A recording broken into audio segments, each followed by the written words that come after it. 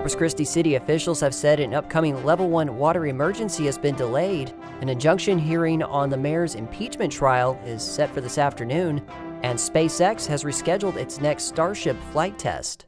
This is South Texas Midday. I'm Rob Boskamp. Thank you for joining me on this Monday, May 18th. Chris 6 News reports that the timeline for the city's Level 1 water emergency will be delayed. City Manager Peter Zanoni confirmed the question during Friday's weekly media briefing that the emergency previously scheduled for September will be delayed by 1 to 2 months. That follows recent rainfall, which brought Lake Corpus Christi back into a double-digit capacity. As of today, Lake Corpus Christi is at 10.8% capacity. Meanwhile, Choke Canyon Reservoir is at 7.1%. Lake Texana east of Edna is at 75.8% capacity. Another announcement from Friday's update was that a new online portal lets residents track their water usage in real time. The portal is available on the city's website, and residents can view it on the homepage using an account number and home address to view current monthly usage and track consumption over the past year. Meanwhile, 3 News reports that an administrative law judge on Friday ruled that opponents of Corpus Christi's Evangeline water project have legal standing to have their concerns heard in court. The legal battle over the Evangeline aquifer has been back and forth over whether city leadership pump water from it to help solve the region's water crisis. Opponents say it ultimately could impact wells, land, and long-term aquifer health. 3 News reports that a letter from Zanoni stated that Administrative Law Judge Alicia York found standing for all protesting parties and recommends they should have their concerns heard in court through a contested case hearing process. The concerns over permit applications include 22 drilling permits and 1 transport permit. An injunction hearing for Corpus Christi Mayor Paulette Guajardo's impeachment trial will take place at 1:30 p.m. at Corpus Christi Federal Courthouse. Guajardo filed a suit in federal court last month to have a preliminary injunction block the city council's removal proceedings. She is accused of misconduct related to a 2024 city council vote approving a $2 million taxpayer-funded incentive for a downtown hotel project. Her attorneys argue that the city charter's removal provisions apply only to council members, and the 5 council members who voted to advance with the impeachment trial cannot serve as jurors. On a related note, the Corpus Christi Caller-Times reported that city officials have sent a default letter to the developers of the mentioned hotel project. Developers have been accused of intentionally altering a screenshot in the presentation, but multiple investigations into the matter have not found criminal wrongdoing. The developers have said the issue in the presentation was due to a formatting error. SpaceX plans to launch its next Starship rocket from its Starbase launch facility in South Texas on Wednesday. Texas Public Radio's Jerry Clayton has more. The newly advanced rocket is the vehicle that will help take humanity to the moon and Mars, according to the company. It's the 12th flight of the Starship, but the first for the larger V3, which SpaceX says has many improvements over previous models. The planned flight will see the Super Heavy booster make a soft landing in the Gulf of Mexico, as opposed to previous attempts to return to the launch site. The spacecraft will remain aloft for just over an hour, and after deploying 22 dummy Starlink V2 satellites, will splash down in the Indian Ocean off the coast of Western Australia. I'm Jerry Clayton in San Antonio. 3 teenagers are in custody in connection with a series of shootings, auto theft, and gun theft in Austin over the weekend. KUT's Luz Moreno-Lozano reports. Austin police are still learning what prompted 3 teenagers to go on a crime spree that included 12 shootings, multiple car thefts, and gun theft. Police say the spree started Saturday afternoon with the stolen car report. Not long after, a gun was reported stolen. The teens then allegedly began a string of shootings that left 4 people injured, 1 with serious injuries. APD Chief Lisa Davis says the teens led police on a car chase that ended just east of Austin Sunday afternoon. I'm Luz Moreno-Lozano in Austin. Early voting for the Texas primary runoff elections begins today. Leading the ballot for Republican voters is the U.S. Senate primary between incumbent Senator John Cornyn and State Attorney General Ken Paxton.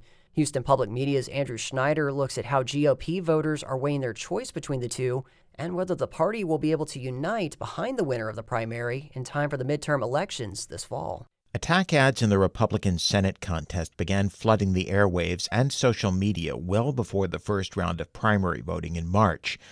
but they seem to have reached a fever pitch over the past few weeks. Paxton cheated on the mother of his children. This man used a burner phone and fake alias to hide his adultery, divorced on biblical grounds. Radical Islam. Even as Muslim extremists force Sharia law on Texans, Cornyn sides with his friends at groups tied to radical Islamic terror. The race between John Cornyn and Ken Paxton for the Republican Senate nomination remains close, according to several recent polls. But with early voting underway, most likely primary voters have already decided who they plan to support. James Bramble, a retired U.S. Army veteran in Cyprus, says he's voting for Paxton. He is definitely not an establishment politician.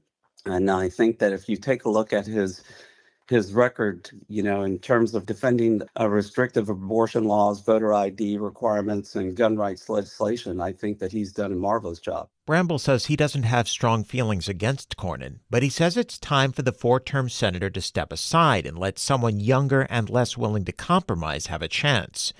If Cornyn wins the runoff, Bramble says he'll support Cornyn in the general election. However, if this is that close of a race, then that's an opportunity for Senator Cornyn to understand Texans are looking for a senator who are going to represent their values, Texas values, and he better do it. Not all likely primary voters are so forgiving.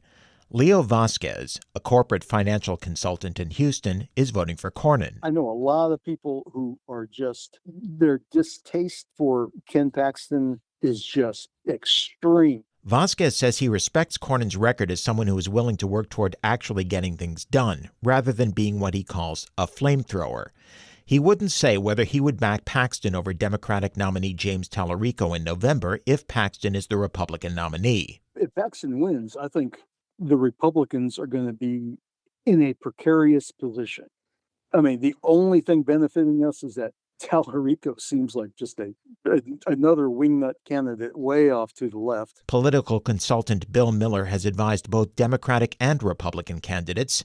He thinks with control of the Senate at stake, GOP voters will ultimately fall in line. I don't think Texas Republicans or people who at least call themselves Republicans or conservatives are going to vote for a Democrat and lose a seat that should be an automatic red seat. I just don't believe that. But Mark Jones of Rice University's Baker Institute, who recently conducted a poll of likely Republican voters, isn't so certain.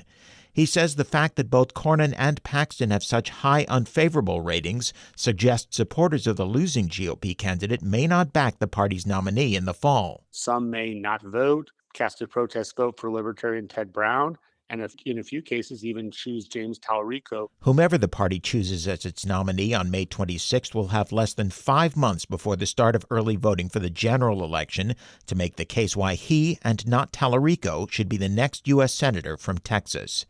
I'm Andrew Schneider in Houston. In the Rio Grande Valley, one of the major runoff elections is the Cameron County judge race. Neither Judge Eddie Trevino Jr. nor Steve Guerra received more than 50% of the vote during the March primaries. And it was a big weekend for South Texas College track and field. The University of Texas Rio Grande Valley women's team finished second place overall at the 2026 Southland Conference Outdoor Championships with 126 points. Lazaraya Bethany won the women's triple jump title with a personal best 12.69 meters, topping the program record set in 1989. The women's 400-meter relay team claimed the gold with a time of 44.79 seconds.